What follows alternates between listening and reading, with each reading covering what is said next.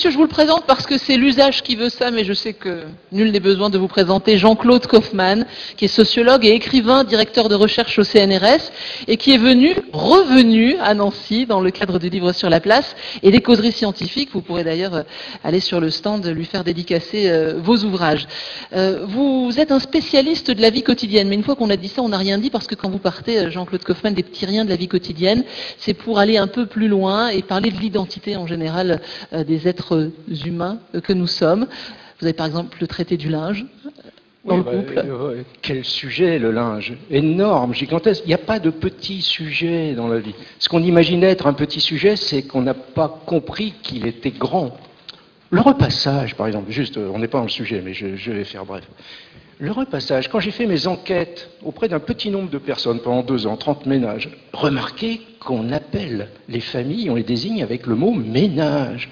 C'est pas par hasard, cette chose-là. C'est parce que, finalement, faire le ménage, c'est faire la famille. Faire la famille avec ses mains, c'est chaque jour remettre en place le système de la vie quotidienne, la place des objets, qui va construire le relationnel du petit groupe. Et là, il faut prendre toute une série de décisions. Le repassage, par exemple. Doit-on repasser les torchons? Énorme question philosophique. Et qui n'a pas de réponse. J'entends un oui, parce qu'effectivement, bizarrement, les torchons sont assez repassés. Pourquoi? Les draps, c'est beaucoup plus incertain. Les housses de couette, j'en parle pas, alors là, c'est bien l'enfer. Le drap, très souvent, ils sont repassés à moitié. Hein? On fait le tour, on replie, le petit coup dessus pour la pile, mais une pile, à quoi ça sert?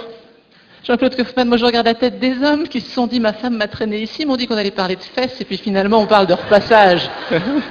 Ça commence bien. Non, mais pas sur le linge. Non, on change de sujet. Le linge est extraordinaire. Non, juste une minute, parce que le repassage, juste pour dire, quand même, c'est important. Le repassage, ça sert à rien. Si on décidait tous ensemble d'arrêter le repassage, c'est une convention sociale. Ça sert parce que si le mari travaille dans la banque et qu'il arrive avec une chemise froissée, il va avoir des problèmes. Donc c'est une convention sociale, donc ça sert à régler les choses. Mais finalement, on pourrait très bien... Et il n'y a pas 2 personnes qui repassent les mêmes choses, et pas de la même manière. Et le temps, dans mes 30 ménages, ça allait de 0 minutes à 7 heures, par exemple. Je vois que vous réagissez plus à 7 heures qu'à 0 minutes. Hein. Et quand vous êtes dans 0 minutes ou 7 heures, vous n'êtes pas dans le même monde, et pas seulement du repassage, vous êtes dans 2 mondes différents. Et je termine sur cet exemple de cette dame, très intéressant. J'interroge les gens comme ça. Et cette dame, elle dit, moi, le repassage, je repasse presque rien. Les chemises, les têtes d'oreiller et les mouchoirs.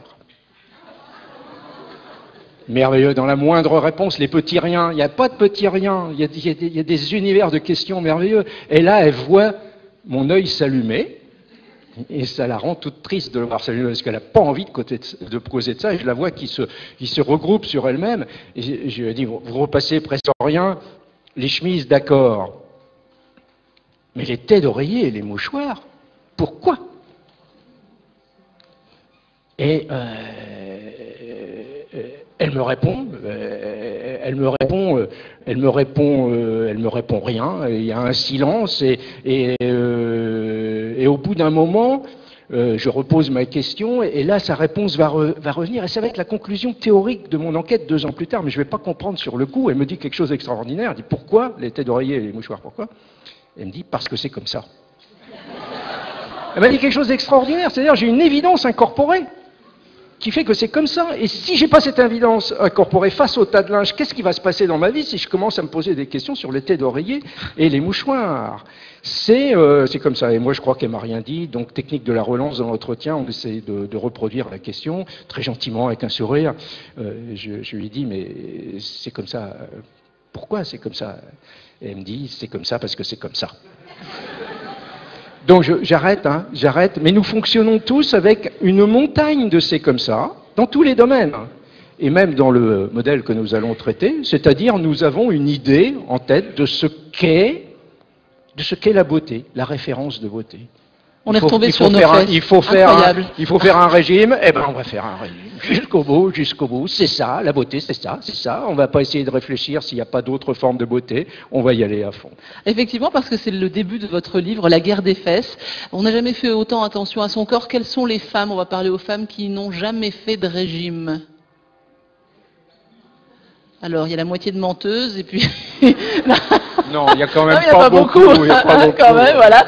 Et pourtant, Jean-Claude Kaufmann, on n'a jamais été aussi mécontente de son corps. Alors, je l'ai pris dans votre livre, une femme sur deux en Europe n'est pas contente du résultat. Oui, et surtout les Françaises. C'est les Françaises qui sont championnes d'Europe, peut-être plus que championnes d'Europe, on n'a pas les chiffres au-delà, mais championnes d'Europe de l'insatisfaction. Les Françaises sont, il y a des études morphologiques comparatives, sont les plus minces d'Europe et se trouvent beaucoup trop grosses. Et le plus grand nombre de femmes qui font un régime sont des femmes qui ne sont pas en surpoids, selon la classification de l'OMS. L'OMS a des groupes comme ça, qu'elle qualifie de femmes normales. Et les femmes normales, même les femmes qualifiées normales, se trouvent trop grosses et veulent aller encore plus loin. C'est-à-dire, il y a la minceur, mais si on allait encore plus loin, pourquoi est-on poussé pour aller encore plus loin comme ça? Au-delà, faire encore mieux, encore plus mince. Donc ça, c'est mon questionnement. Mais alors, comment est-ce qu'on en arrive aux fesses? Parce que ça, c'est un questionnement sur le corps et la minceur en général. Et pourquoi avoir focalisé votre attention, de sociologue, je le rappelle, sur le postérieur? Non, alors tout de suite, j'ai vu plein d'hommes venir devant le stand, là, au livre sur la place, me dire vous choisissez bien vos sujets, vous avez bien raison d'ailleurs, vous choisissez bien. Ah, je suis désolé, non. Oui, j'avais fait un livre il y a une vingtaine d'années sur les seins, c'est vrai. Mais alors, sur les seins nus sur les plages. Et on me croit toujours pas quand j'explique que je voulais travailler sur le double langage des sociétés démocratiques, sur cette question très théorique.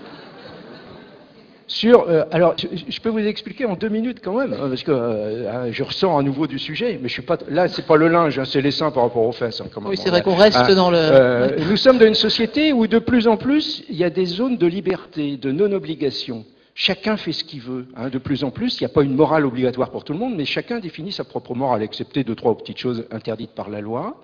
Et en fait, il n'y a pas, chacun fait pas ce qu'il veut. Chacun fait ce qu'il veut, mais j'avais fait une enquête sur les célibataires, par exemple. Une femme célibataire qui a 40 ans, mais elle fait comme elle veut, c'est sa vie, pas de problème. Mais elle n'est pas mariée, elle a été mariée. Pourquoi? C'est-à-dire qu'il y a un double langage des sociétés. J'avais découvert des sociétés démocratiques, il y a un niveau de langage, l'affirmation d'une liberté de principe, et puis des règles secrètes. Des règles discrètes qui ne sont pas obligatoires, mais qui rendent la vie plus facile. C'est-à-dire que quand on est dans la norme, tout est plus facile. On n'accroche pas le regard, etc. On n'a pas assez expliqué. Et ça, je l'avais trouvé sur les seins nus, sur la plage. Je posais par exemple la question, j'avais une grosse enquête, 300 personnes interrogées avec un groupe de 6 enquêteurs. Et on interrogeait par exemple, on posait cette question, est-ce que toutes les femmes peuvent enlever leur haut de maillot? Et la réponse, oui, chacun fait ce qu'il veut. Et puis les gens sont très sincères dans les entretiens, ils veulent dire ce qu'ils ressentent, la vérité. Et là, ils étaient embêtés de dire la suite, ils étaient très contents de dire chacun fait ce qu'il veut, ils se redressaient. L'affirmation de principe de liberté, heureux de dénoncer ce principe de liberté, puis ils se sentaient obligés. Alors, mais on sentait la virgule dans leur phrase. Et la deuxième partie de la phrase était une petite voix qui disait « Mais quand même, bon, faut bien dire, une vieille grand-mère, par exemple, chacun fait ce qu'il veut. Si elle veut le faire, très bien. Mais il faut dire, c'est affreux !» Et à partir de là, était défini, on arrive à la beauté, la définition du beau sein normal, du beau sein normal. Parce qu'il y avait la catégorie très paradoxale du trop beau sein, qui en d'autres contextes pouvait avoir certains avantages, mais qui sur la plage, une fois nue, accrochait trop le regard et ne permettait pas à la femme d'avoir un maximum de liberté. Mais le beau sein normal était à peu près le sein de l'adolescente.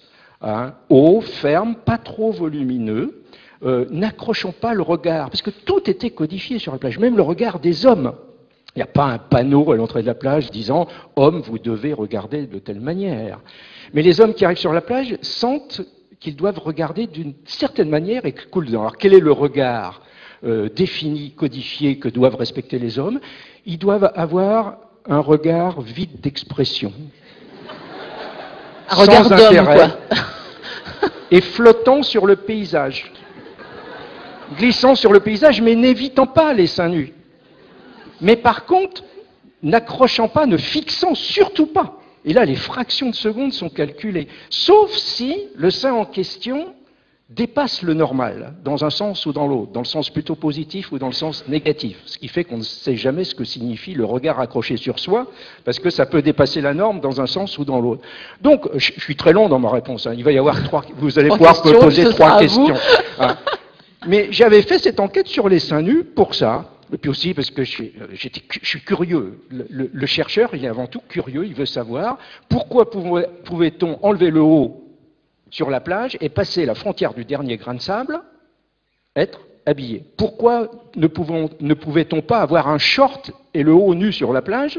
C'était intolérable, alors qu'en maillot de bain, ça allait. Donc ça questionne tout de suite, le sociologue a envie de s'interroger. Alors maintenant, les fesses, qui arrivent. On n'est jamais vraiment loin, et cette guerre des fesses, alors guerre des fesses pourquoi? Parce que 2 parties du monde, une partie, on va dire l'Afrique, l'Amérique du Sud, des femmes, en tout cas une femme rêvée en S. Vous voyez ce que ça peut être une femme en S? On n'est pas loin des seins, voilà, les S. Et l'autre partie du monde, mesdames, malheureusement nous appartenons à cette partie du monde occidental, la femme en I. La femme, on cache tout, on voit rien. C'est ça la guerre des fesses? Oui, alors c'est un tout petit peu plus compliqué parce qu'on part d'une tradition de culture différente. Peut-être de biologie un petit peu différente, mais la biologie est très travaillée par la culture. Le corps est beaucoup plus malléable qu'on ne le croit, et de traditions différentes, une tradition de société, de civilisation où il y a un culte des rondeurs, et en même temps, c'est 2 choses différentes, mais qui se croisent. Une affirmation des fesses comme une partie du corps comme une autre, qui peut être utilisée d'ailleurs dans les jeux de séduction en Amérique du Sud, au Brésil, etc. Et effectivement, une autre tradition dans l'Occident chrétien, et je souligne chrétien, qui a valorisé la finesse et la légèreté. Alors surtout un courant à l'intérieur du christianisme. C'est un livre qui creuse dans l'histoire, et notamment certains moments clés, comme le virage qui est pris autour du XIIe siècle.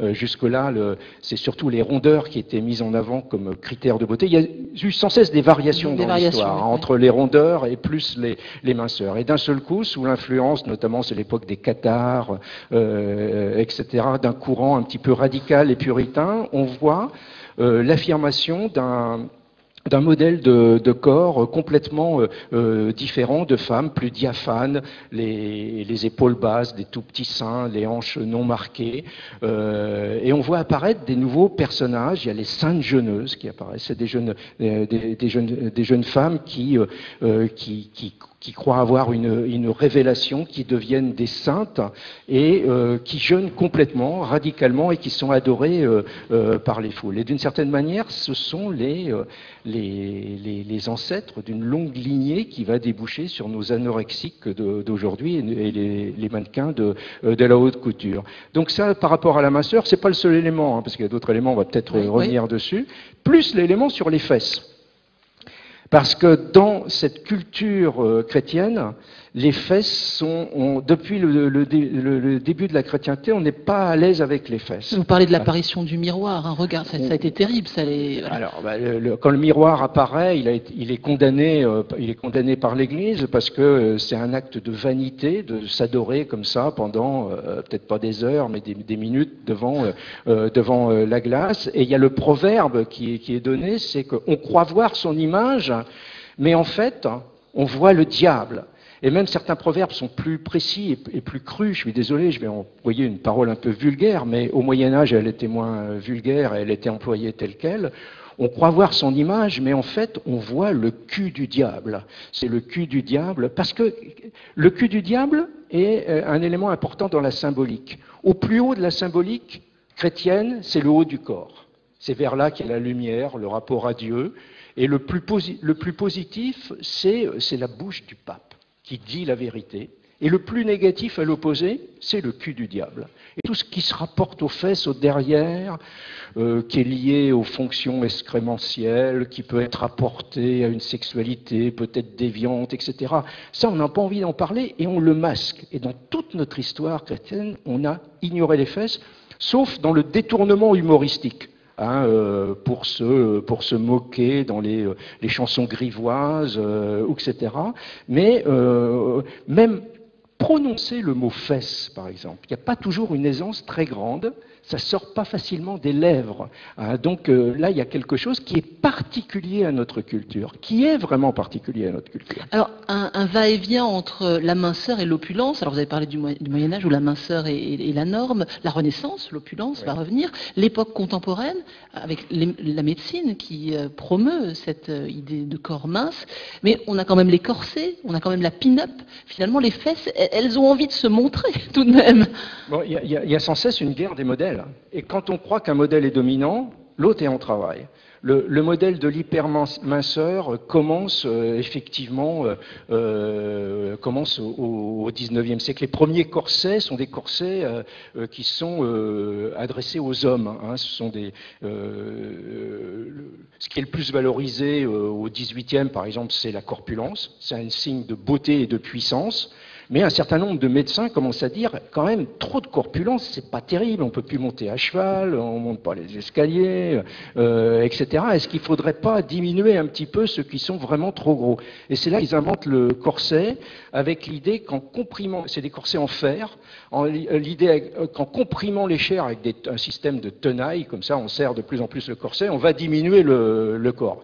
Il y a des recettes, ça partait d'un imaginaire selon lequel ça serait sans doute efficace, mais très vite les médecins vont se rendre compte que les hommes ils sont pas très attirés par tout ça, mais qu'un certain nombre de femmes sont à l'écoute, et on va voir apparaître fin du XVIIIe, début XIXe, les premiers régimes. Il y a par exemple les pilules de savon. Hein, les femmes avalent des pilules de savon parce que l'idée que ça va nettoyer les graisses à l'intérieur du corps.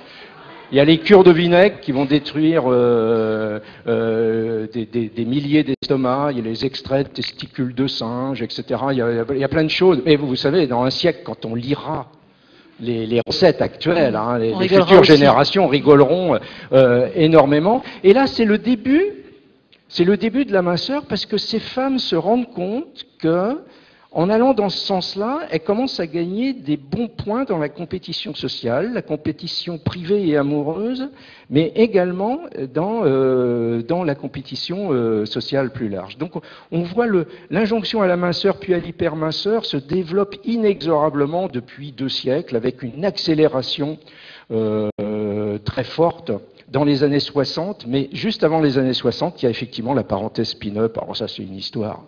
C'est une histoire, j'ai tout un chapitre là-dessus, parce que la pin-up a été inventée par des dessinateurs, quoi, vraiment. Vraiment j'ai 2 minutes pour raconter 2 minutes pour raconter l'histoire de la pin-up très brièvement, hein, parce qu'il faut relire toute cette histoire. Ça commence dans la guerre 14, à la guerre 14. Il y a, pour ces pauvres poilus, il y a des cartes postales érotiques qui sont distribuées dans les tranchées. Et les poilus américains retournent au pays avec ces cartes postales. Et là, il y a des éditeurs qui disent, il y a un truc à faire avec cette histoire-là. Et ils mobilisent des dessinateurs en leur disant, vous libérez votre imaginaire, vous les rhabillez un petit peu, ces dames, hein, parce qu'on est aux États-Unis quand même, mais vous libérez votre imaginaire. Et les dessinateurs vont inventer la pin-up avec une poitrine absolument démesurée, des fesses un petit peu plus hésitantes, rondes, mais pas trop, parce qu'ils veulent allonger la jambe. Ils veulent allonger la jambe et la jambe va finir par s'allonger. Alors là, il y a des points d'interrogation dans le rapport à la biologie, parce que la jambe s'est allongée en 3 ou 4 générations. Alors comment s'est opérée cette histoire-là? Et donc, ils dessinent ça, et ça commence à avoir une influence, mais ça ne suffit pas à s'imposer comme modèle. On est quand même que dans la bande dessinée jusque-là, et ça va croiser à un autre courant, qui est le courant de la pin-up italienne, qui commence sous le régime mussolinien. Mussolini critique Hollywood avec ses femmes désincarnées, artificielles, pleines de paillettes. Il exige avoir des vraies femmes, qui soient des mères, mais également des femmes avec des attributs de féminité très marqués. Il embauche un dessinateur de pin-up, Boccasile, hein, qui va avoir une carrière extraordinaire. La résistance italienne va combattre le fascisme, mais va reprendre l'idée de la vraie femme, non artificielle, avec des attributs féminins. Et alors là, c'est extraordinaire, parce qu'à la Libération, en Italie, il va y avoir les premiers concours de Miss Italie.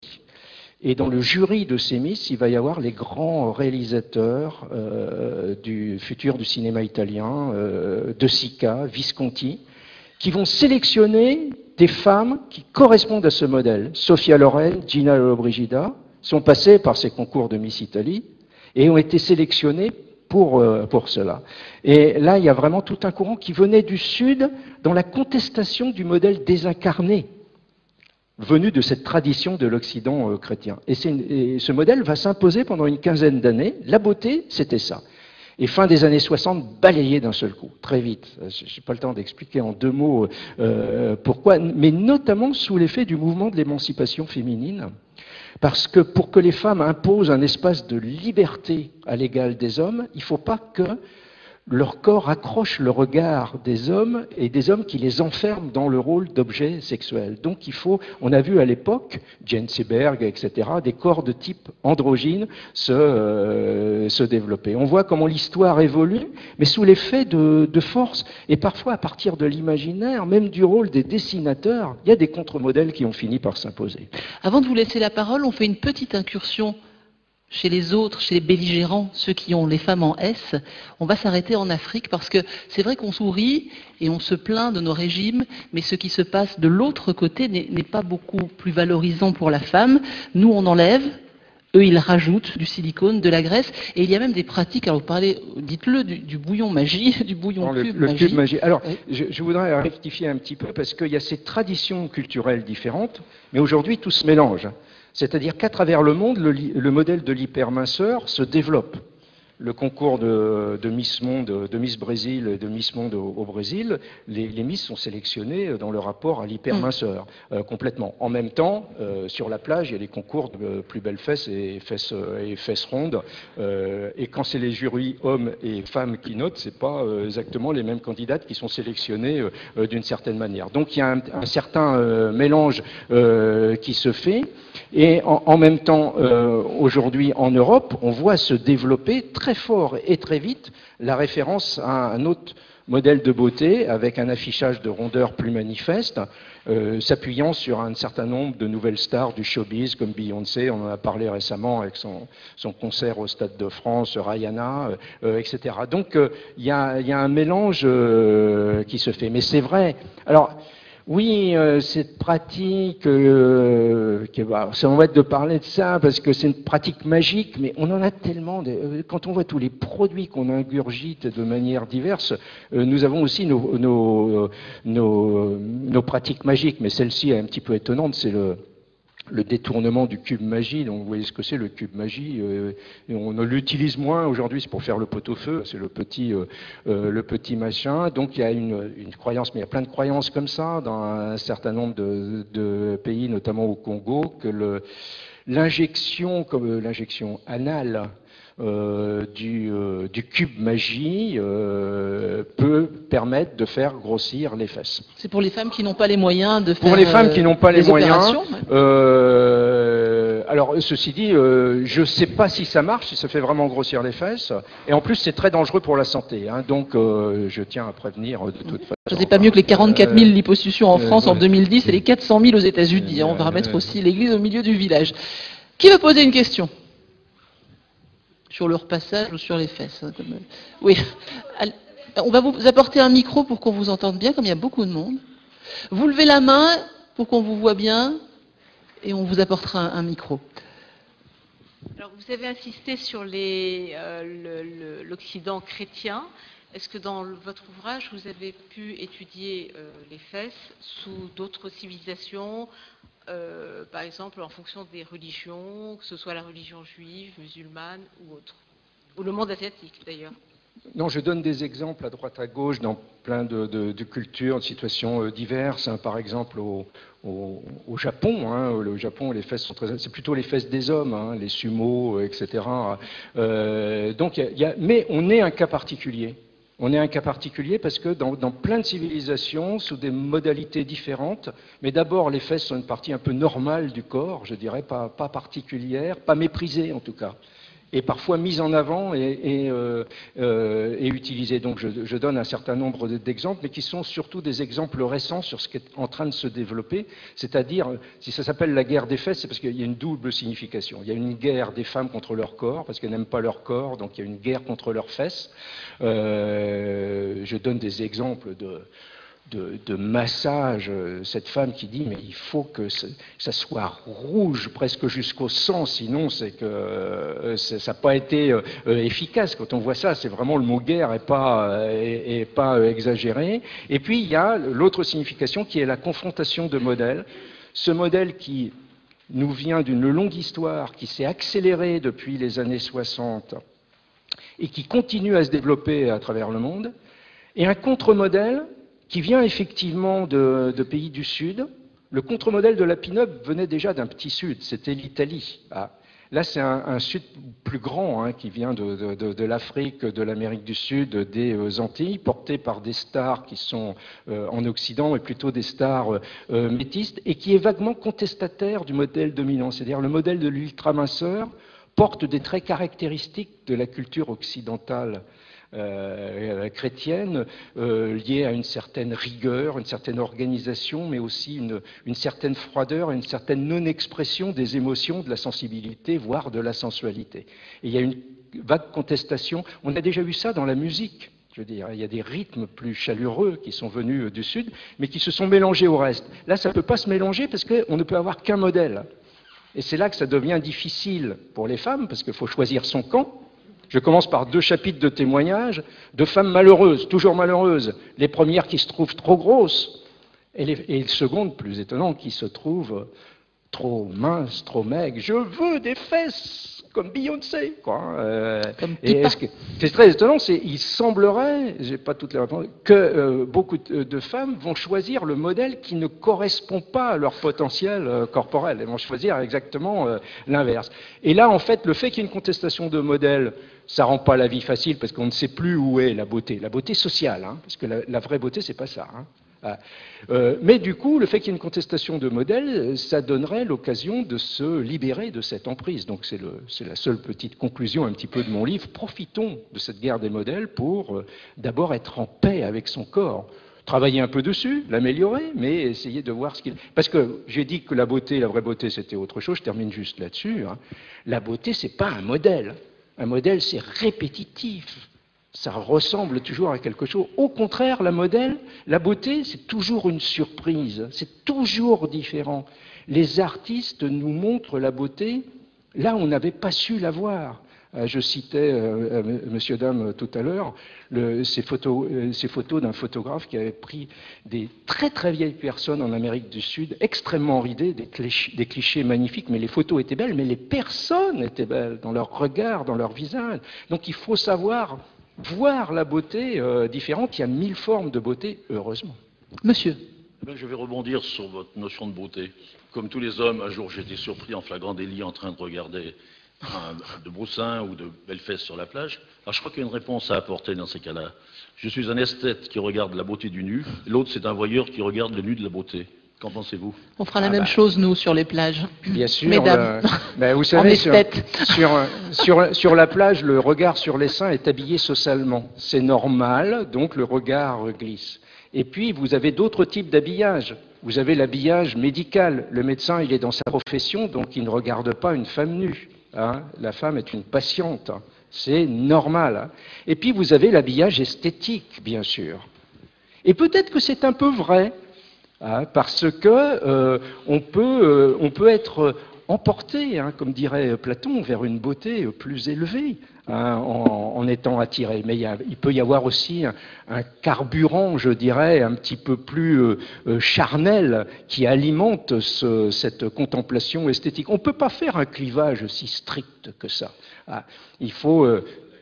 Oui, oui, oui, oui. Oui, mais bien. ne le prenez pas complètement comme alibi. En même temps, à partir de là, vous pouvez apprécier en esthète une beauté également. Et il y a des hommes qui viennent vous acheter ce livre avec leur femme derrière, qui fait semblant de ne pas regarder. Alors, ce livre, le livre d'avant, j'en avais parlé il y a 2 ans, Oui. c'était sur le sac à main des dames. Il s'est vendu tout seul. C'était un livre sans problème, facile, agréable, que du bonheur, avec un petit contenu un petit peu léger, tout simple. Là, je pense que je creuse plus les questions, je vais plus loin dans les explications. Et là, il y a un problème.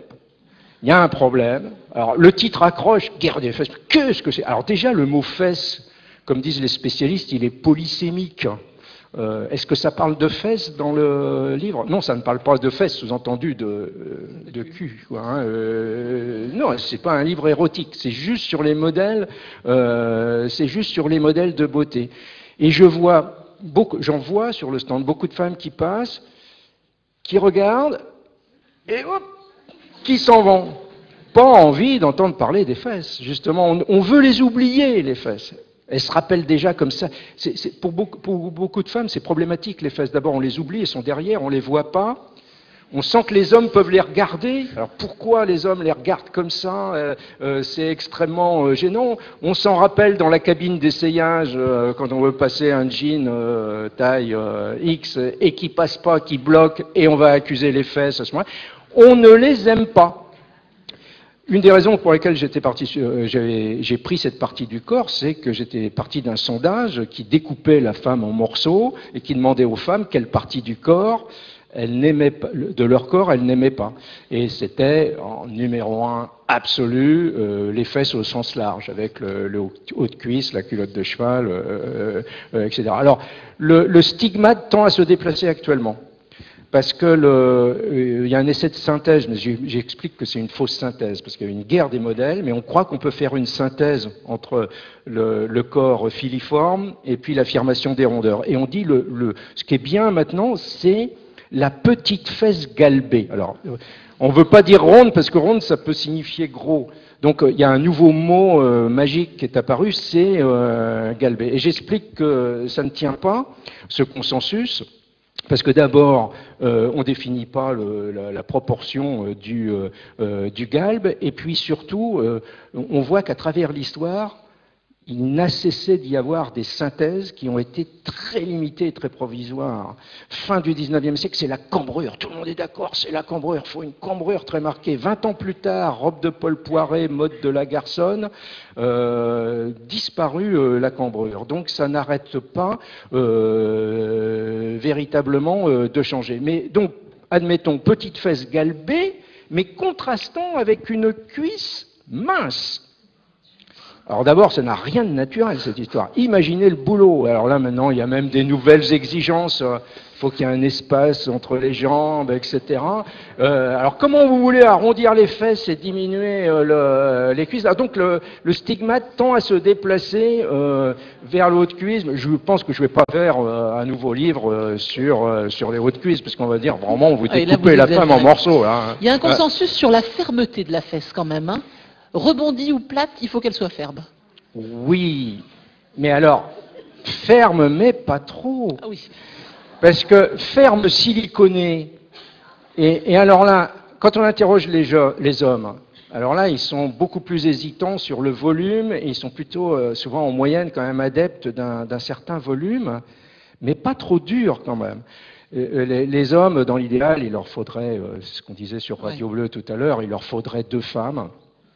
Une femme pour sortir en boîte, donc plutôt mannequin filiforme, perché sur des hauts talons, parce que ça apporte des bons points, hein, ça classe mieux, ça va être extrêmement important. Et dans l'intimité, une majorité d'hommes, chacun ses goûts, il y a des goûts très différents, mais une majorité, il y en a beaucoup qui m'expriment ça d'une manière très manuelle, hein, qui préfèrent avoir un certain plutôt des rondeurs. Et sur la fermeté, eh ben, ils sont beaucoup moins fermes, parce qu'ils veulent un peu de douceur dans les rapports, et des seins ou des fesses siliconées, ben, c'est en image de magazine, ça peut être, comme on dit, magnifique, bon, chacun ses avis, etc. Mais dans le rapport intime, c'est raide, hein, quand même. Et et très franchement, c'est très loin de l'idéal. Donc là aussi, même la fermeté et le muscle. Alors oui, tout le monde dit fesses musclées. Le muscle de Lara Croft, non. C'est une guerrière qui fait peur aux hommes, et les hommes ont très peur des femmes aujourd'hui. Donc, musclé, mais pas trop non plus. Hein. Donc, c'est plus compliqué qu'on ne croit. Madame. Bonjour. Bonjour. Je remarque qu'on a tous des fesses, mais là, on me parle que de la moitié de la population. Eh oui. Alors, je me disais, c'est vrai qu'on est nombreuses à avoir des complexes sur nos fesses, on en parle beaucoup, mais j'ai l'impression que les hommes, on n'en parle pas, elles sont cachées. Que dire de la plage où on les voit pas du tout, et pourtant c'est important. Alors il y a des hommes qui les montrent quand même un petit peu, mais d'une manière générale, on n'en parle pas et on les voit pas non plus. Et nous, ça nous ferait plaisir de les voir. Oui, je suis venue là pour ça. Super. Attention, ne poussez pas trop loin. Hein, Je plaisante. Bon, alors là, vous soulignez un point faible. Donc il y a quelques petites différences entre les hommes et les femmes, beaucoup moins qu'on ne croit, mais quelques petites différences, et notamment sur les zones de sédimentation des dépôts adipeux. Hein, pour les hommes, c'est plutôt ventral. C'est la bedaine. Et alors là, je suis désolé pour les hommes qui sont dans la salle, il y a des études très très récentes qui étudie la qualité des graisses, les effets sur la santé des graisses selon les endroits du corps où elles sont déposées. Et le pire du pire, c'est la bedaine. Très mauvais.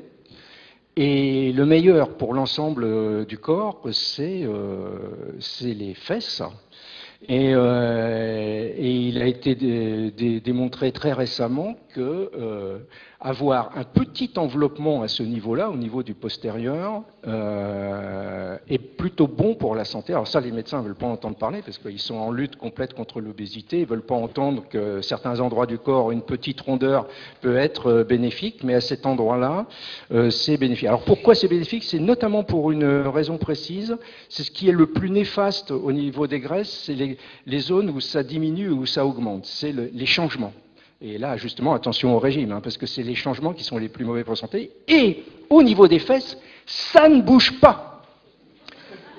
D'où les expériences douloureuses des femmes qui rentrent en massage violent contre leurs propres fesses et qui n'aboutissent pas à des résultats, parce que là, c'est extrêmement stable. Alors, désolé, c'était la question sur les hommes. Donc, j'y arrive. La point faible dans le livre, parce que j'avais fait un livre il y a quelques années sur les femmes célibataires, la femme seule et le prince charmant, où je m'étais interrogé sur le portrait robot du prince charmant. Alors d'abord, j'ai eu beaucoup de mal à le faire parce que ce portrait robot n'arrêtait pas de changer selon les femmes et selon les moments de la journée. Parce qu'à certains moments, il lui fallait un homme, un vrai, à d'autres moments, plutôt un confident, à l'écoute, gentil, etc. Donc il était très multiple. Mais il y avait quand même des constantes. Il y avait une constante, alors là, c'était le critère, terrible pour les petits, il fallait qu'ils soient grands. Et dans les parties du corps, il y avait plutôt la solidité du haut du corps, l'épaule et le bras qui étaient cités, et les pectoraux, c'est-à-dire l'homme qui, dans le petit moment de fatigue, pouvait entourer, protéger, comme ça, caresser. J'avais pas entendu parler de fesses. Donc moi, dans le livre, j'ai parlé des hommes, il y a un chapitre sur les hommes qui regardent les fesses des femmes, qu'est-ce qu'ils en pensent, et c'est pas sous l'influence des hommes que les femmes se poussent vers l'hyperminceur, hein, c'est parce que les hommes là-dessus sont beaucoup plus cool, mais je n'avais pas parlé des fesses des hommes. Et quand le livre est sorti, j'ai eu des remarques d'un certain nombre de femmes, comme vous, et de journalistes féminines qui ont commencé à me harceler en me disant « mais comment et les fesses des hommes, on veut en entendre parler ?» Et elle m'a dit, mais c'est bizarre, moi je croyais pas. Alors j'ai commencé à faire une nouvelle petite enquête et j'ai vu qu'effectivement, il y avait plein de papiers qui commençaient à sortir sur les fesses des hommes. Et les femmes qui en parlaient, mais avec une légèreté, une joie, vraiment une dérision, qui rigolaient en parlant de ces fesses des hommes. Et j'avais l'impression, alors qu'elles ont tellement de mal à parler de leurs propres fesses et même d'en entendre parler, que c'était un défouloir, la fesse des hommes. Mais effectivement, en même temps, je constate que les femmes exigent maintenant de la fesse masculine ferme, haute. Au Brésil se développent des implants de silicone dans les fesses des hommes pour les remonter, pour les rendre encore... Alors déjà, les Brésiliens, ils n'en ont pas trop besoin. Alors nous, jusqu'où on va aller? Et là, je trouve que c'est terrible, parce qu'au moins les hommes étaient tranquilles avec leurs fesses. Alors si même à ce niveau-là, sous la pression des femmes, il faut qu'ils s'en préoccupent, ça devient tout à fait terrible. Qui veut poser une question? Profitez-en. Ou un témoignage. Voilà, monsieur. On vous amène un micro, on le fait passer. Voilà. Bonjour, je ne prendrai pas la défense des hommes, je ne montrerai rien. Une petite question, est-ce que vous avez fait un bouquin sur les seins nus, donc le fait de les montrer ou pas, ou etc.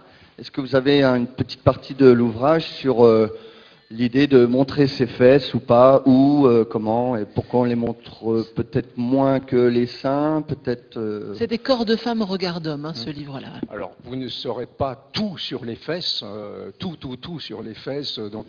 Montrer ses fesses, il y a aussi montrer ses fesses, ça peut être un signe de protestation ou de dérision, etc. Donc, j'ai pas développé ça. Mais oui, je parle d'un aspect, c'est-à-dire que dans notre culture, on avait tendance plutôt à les masquer. La fesse était au minimum très discrète, je dirais. Alors que dans cette contre-culture qui monte des rondeurs, c'est aussi une contre-culture de l'affirmation de la fesse. Vous voyez Beyoncé, Rihanna, etc. Ce sont des stars qui ont des chorégraphies sur scène et qui jouent de leur corps, et d'un corps en plus qui est en mouvement, hein, qui n'est pas discret, etc. Donc oui, pour moi, ça s'inscrit tout à fait dans ce mouvement de vague contestation, de contre-modèles qui montent aujourd'hui. Monsieur. Oui, vous parlez des fesses chez les adultes, mais dans le monde enfantin, parce qu'il y a une petite chanson que je ne veux pas chanter ici, mais qui en parle de façon très crue. Oui, alors ça non plus, je suis désolé, hein, vous n'aurez pas tous ces aspects. C'est comme quoi on voit qu'il n'y a pas de petit sujet, et que même un petit sujet qui a été creusé de manière importante, il y a des pans il y a des dimensions très nombreuses. Moi, le sous-titre du livre est important, c'est vraiment le cœur du livre. Minceur, rondeur et beauté, c'est une interrogation sur les modèles de beauté féminins aujourd'hui. Parce qu'effectivement, il y aurait toute une série d'autres dimensions, mais ça serait un autre livre à ce moment-là. Est-ce qu'on peut revenir très sérieusement à votre façon de travailler? Quelle est la méthodologie? Comment vous procédez? Alors, moi, j'interroge les gens, hein, je passe mon temps à les interroger. Cette dame à qui je demandais pourquoi elle repassait les têtes d'oreiller et les mouchoirs. Et autrefois, je frappais aux portes avec mon magnétophone. Je frappais aux portes, et au tout début, au premier contact, j'étais pas bon, hein, j'aurais été nul comme vendeur d'aspirateur, parce qu'en plus on me prenait des fois pour un vendeur d'aspirateur, et il y avait des portes qui se refermaient, et par contre les portes qui s'ouvraient, les gens qui comprenaient que j'étais venu pour les écouter, et qu'en plus, en commençant à parler avec moi, ils rentraient dans leur histoire plus qu'ils ne l'avaient jamais fait tout seuls. C'est-à-dire qu'à deux, on rentrait, on allait très loin dans leur histoire, et là, ils ne voulaient plus arrêter. Aujourd'hui, de plus en plus, j'utilise Internet, c'est-à-dire je lance des appels à témoignages, et les personnes témoignent par email. J'ai commencé ça dans mon livre sur les petits agacements dans le couple. Et alors là, j'ai eu des cohortes de femmes. J'arrivais pas à avoir des hommes, j'ai lancé des appels spécifiques en direction des hommes. J'en ai eu 2 ou 3, les pauvres, et qui me disaient, mais si, il y a des choses qui m'agacent, mais je préfère ne pas en parler. Parce que ça va et puis, de toute façon, c'est pas le pire. Le pire, c'est qu'elle me fatigue.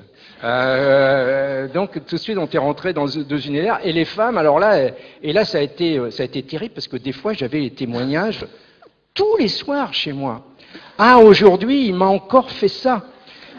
Et moi, je répondais, essayez de lui dire ceci, ou de faire cela. Et j'étais en prise directe sur la vie des couples. C'était fabuleux. Et il y a des hommes qui sont intervenus pour faire cesser cette plaisanterie, hein, bien sûr. Hein, parce que, donc là, j'ai vu que c'était un outil extraordinaire. Alors, des fois on me dit, mais oui, mais dans votre enquête orale, quand vous interrogez les gens avec l'enregistreur, qui à l'époque était un magnétophone, il y avait quand même la poésie du langage oral, etc., la spontanéité. Alors oui, je ne l'ai plus, mais j'ai autre chose, j'ai une liberté encore plus grande, je dirais. Avec le témoignage en ligne, les gens se lâchent d'une manière absolument incroyable. Et puis ils essaient de synthétiser, d'analyser, de dire la vérité. Je repose la question, ils vont encore plus loin. Donc on a un matériau qui est quand même vraiment extraordinaire. Et puis dernièrement, j'essaie de faire pas seulement par email, mais que ça soit collectif, c'est-à-dire je mets un thème sur mon blog. Le prochain livre qui va sortir en janvier, c'est sur le lit, c'est dormir à deux. Avec un qui des fois secoue la couette, fait des courants d'air, a les pieds froids, ronfle un peu, etc. Donc est-ce qu'on a envie, on est tellement amoureux qu'on veut rester très près, très collé, ou est-ce qu'on cherche une certaine distance, etc. J'ai eu un flot de témoignages que j'ai dû arrêter, quoi. Et là je le fais sur mon blog, c'est-à-dire que les gens peuvent lire les témoignages des autres et parfois y réagir à d'autres témoignages sans que j'intervienne. Donc ça c'est très intéressant. Et le prochain thème est un peu plus difficile, et là j'ai moins de témoignages, c'est sur les... Parce que avant que le livre sorte, le prochain livre sur le lit sort en janvier, mais je commence déjà l'enquête sur celui qui suivra, et c'est sur les femmes qui se trouvent piégées dans leur couple, très malheureuses, qui souffrent, qui ne sont pas forcément battues ou je ne sais trop quoi, mais qui n'arrivent pas à prendre la décision de partir. Et je veux comprendre pourquoi on se trouve pris comme ça, pourquoi on a peur de changer de vie d'une certaine manière. Et c'est extrêmement intéressant, mais là les témoignages sont beaucoup plus lourds et plus difficiles à exprimer bien sûr. Qui veut poser une question? On va vous apporter un micro pour que tout le monde vous entende.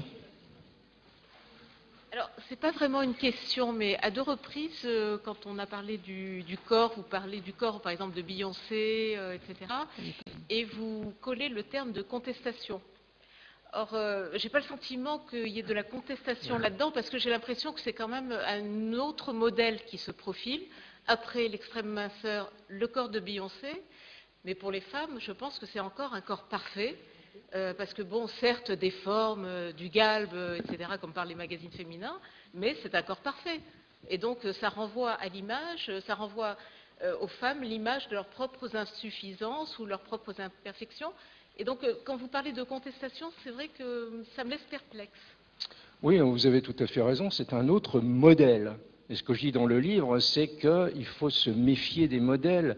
Les modèles peuvent être utiles comme un instrument pour travailler un petit peu sur soi, améliorer un certain nombre de choses. Mais il ne faut pas croire que la vérité et l'idéal, c'est le modèle. Parce que le modèle de l'ultraminceur, c'est la mort.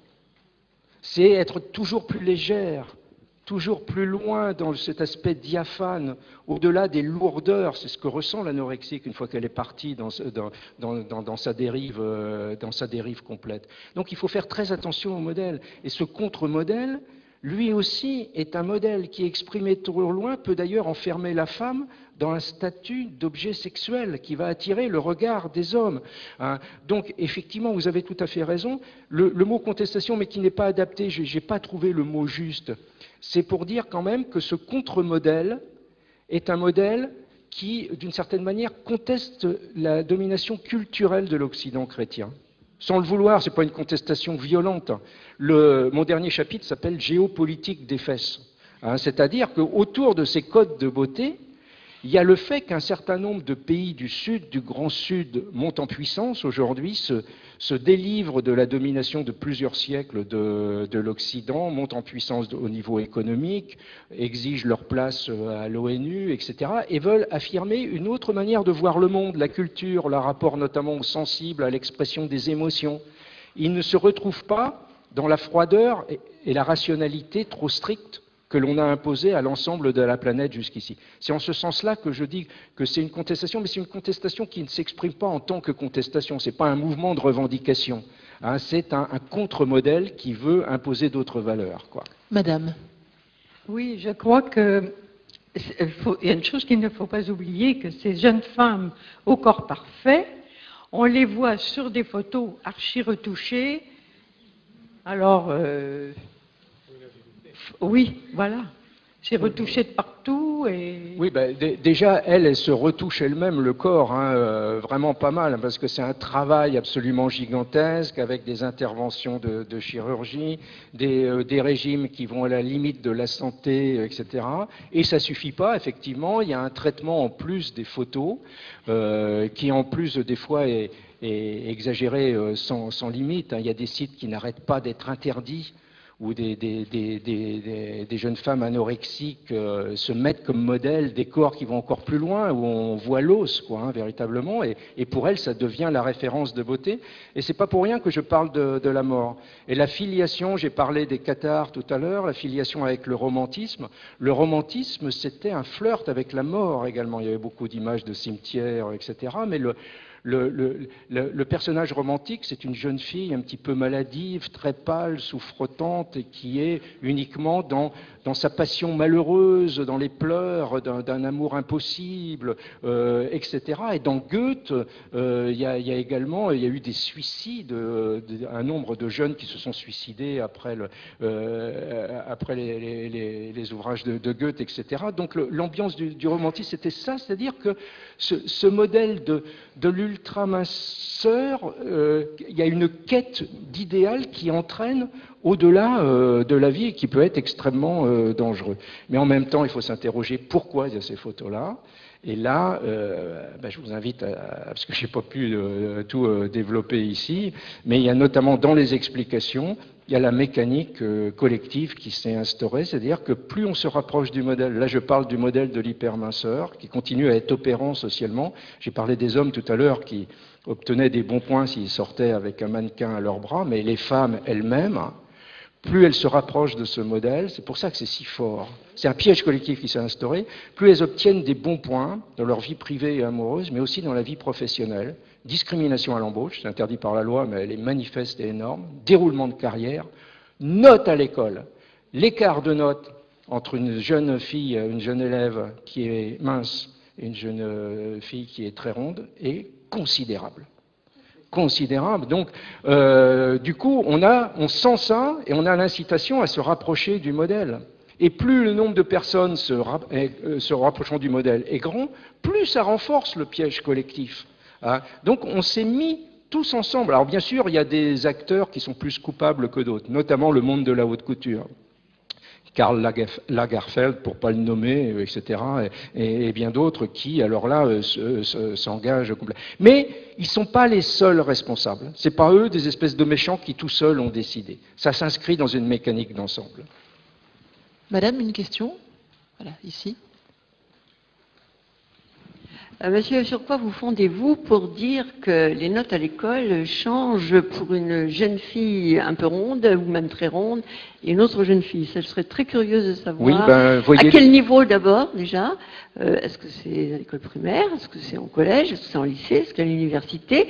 Et sur quoi vous fondez-vous pour affirmer ça? Parce que vous affirmez. Oui, lisez mon chapitre 3, vous verrez les sources. Hein, je me réfère aux sources, à des tests qui ont été faits.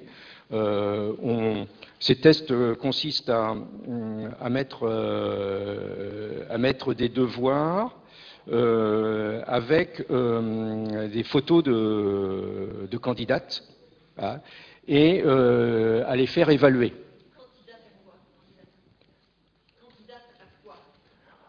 Dans quelle matière? À quel diplôme? À quel niveau d'études? Voilà. Je me rappelle plus, c'est au niveau collège. Hein, c'est au niveau collège. Non, mais ils font des devoirs. Ils font des devoirs, et ces devoirs sont évalués. C'est un test, hein, ça ne se passe pas dans une école précise, c'est un test de psychologie. C'est Jean-François Amadieu qui... Oui, c'est Jean-François Amadieu, c'est le livre de Jean-François Amadieu, Le poids des apparences. Hein. Moi, je me réfère à son livre. Ah, parce que tout son livre porte là-dessus avec des dizaines et des centaines de tests. Ah, et l'écart de notes est tout à fait considérable. Donc, les évaluateurs jugent, et parfois, c'est le même devoir qui a été fait, mais la photo est différente. Et la note est très différente. J'ai plus le chiffre ici, mais l'écart est pas du simple au double, mais il est pas loin. Il est vraiment extrêmement fort. Alors c'est Jean-François Amadieu, Le poids des apparences, beauté, amour et gloire. C'est paru chez Odile Jacob. Vous le trouvez en poche. C'est paru en 2005. Voilà. Oui, ça heurte, ça surprend. Parce que l'évaluateur, le prof, il se dit non, moi jamais je ne ferai ça. Mais quand on fait ces tests à l'aveugle, le résultat est là. Lisez le. Alors, on va prendre quelques dernières questions, madame. Oui, oui, je n'ai pas encore lu votre livre, mais ça ne saurait tarder.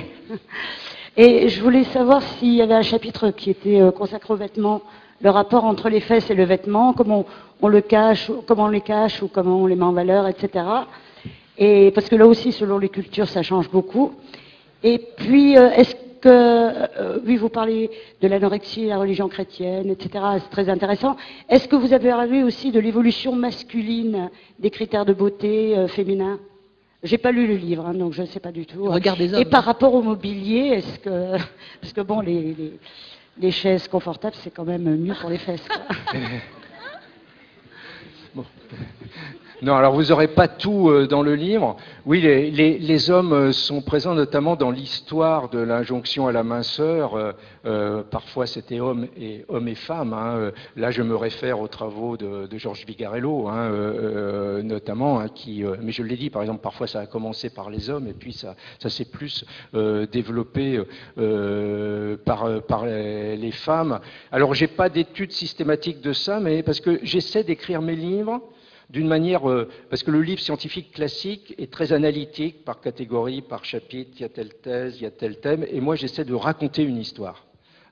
Pour entraîner le lecteur, j'ai fait mon travail de documentation, très sérieusement, j'ai lu les tests, les auteurs, je me réfère à eux, j'ai fait mes propres enquêtes, mais ensuite j'essaie de raconter une histoire, et donc je vais prendre des illustrations. Donc des fois, il va y avoir un vêtement qui arrive. Le jean, par exemple, revient souvent, hein, parce que ce numéro, cette taille, quand on est à une taille, ça s'inscrit dans la tête, et changer de taille, ça peut être la fin du monde à un point absolu, quoi, hein. Donc, je cite pas de numéro, mais parfois, oui, 38, c'est déjà, franchement, 38, vous, monsieur, combien mais 38, normalement, 38, c'est déjà pourquoi être malheureux de passer à 40 ou de passer à 38 quand même. Là, on n'est pas dans des situations. Il peut y avoir des situations où le corps devient très large, où ça pose des problèmes à la santé, où donc là, effectivement, il faut peut-être s'interroger un petit peu. À 38 ou à 40, franchement. Donc voilà, c'est la seule réponse. Parfois, il y a un élément, un meuble ou un vêtement qui arrive, mais pas d'étude systématique des vêtements, quoi. Pour aller avec le 38 de monsieur, dans votre livre, on apprend que 65% des femmes dont le poids ne le justifie pas souhaitent maigrir. Voilà, hein, oui. Donc, ça va avec le 38. Oui. Madame. Moi, j'ai une question qui ressort de tout ce que vous avez dit sur vos études. Vous étudiez beaucoup de choses sur les femmes, leur sac à main, leurs seins. Visiblement, les fesses, c'est quand même plus féminin. Et votre prochain livre parlera des femmes donc prisonnières dans leur couple. Pourquoi vous étudiez pas les hommes prisonniers dans leur couple, ou est-ce que vous considérez qu'il n'y en a pas, ou est-ce que dans vos recherches globales, c'est vraiment plutôt axé sur les femmes? Oui, non, alors bon, j'ai ma collègue, par exemple, Christine Castelin-Meunier, qui est spécialiste des hommes, quoi, hein. Si vous voulez, moi je suis un ethnologue. J'ai l'étiquette de sociologue, mais je travaille comme un ethnologue, et j'ai vraiment ça en tête. Quand je disais que je frappais aux portes des gens, à chaque fois que je frappais à une porte, je me disais, mais dans quelle tribu je vais tomber, quelle culture je vais découvrir. Et l'ethnologue est quelqu'un qui va rentrer en intimité avec les gens, mais qui rentre dans une culture différente, et son regard un peu décalé lui permet d'être un petit peu plus aigu dans ce regard. En même temps, il va falloir qu'il rentre en intimité, en empathie avec cette culture qu'il découvre. Et moi, la tribu que je découvre, c'est le monde féminin, et c'est un monde dans lequel je suis extraordinairement à l'aise. Je me sens plus femme que homme, bon, sexuellement, c'est la moustache. Pas de problème du tout, mais je suis extrêmement à l'aise. Par exemple, le livre sur le sac à main, ça a été un livre de complicité et de tendresse, et le charme a été rompu au moment de la promotion du livre, quand j'ai été interrogé par des journalistes hommes, J'avais jamais eu ça dans l'enquête avant. Je disais, oh là là, alors qu'est-ce qu'il y a dans le sac des femmes qu'on va découvrir? Non, c'est pas du tout ça. Mon enquête, c'est pas du tout ça. D'ailleurs, il n'y a pas tellement d'objets que l'on peut paraître. Il y a plein de petits secrets. Alors là, oui, il y a plein de petits secrets, mais dont les femmes n'ont parfois même pas conscience. Il y a le fait qu'il y a il y a leurs petits médicaments, un vieux mouchoir qui n'a pas été rangé, etc. Peut-être un petit numéro de téléphone quand même, etc., etc. Mais c'est ce petit monde. Donc moi, je suis rentré dans ce monde-là. C'est l'univers que je découvre et dans lequel je suis en complicité et où je suis bien. Donc je continue. Donc c'est pas toujours que sur les femmes. Hein, le livre sur le lit, là, c'est hommes et femmes. Ces femmes, moi, c'est intimité, objet de la vie quotidienne, mais beaucoup plus souvent du côté des femmes, effectivement. Mesdames et messieurs, je vous demande de faire un tonnerre d'applaudissements à Jean-Claude Kaufmann.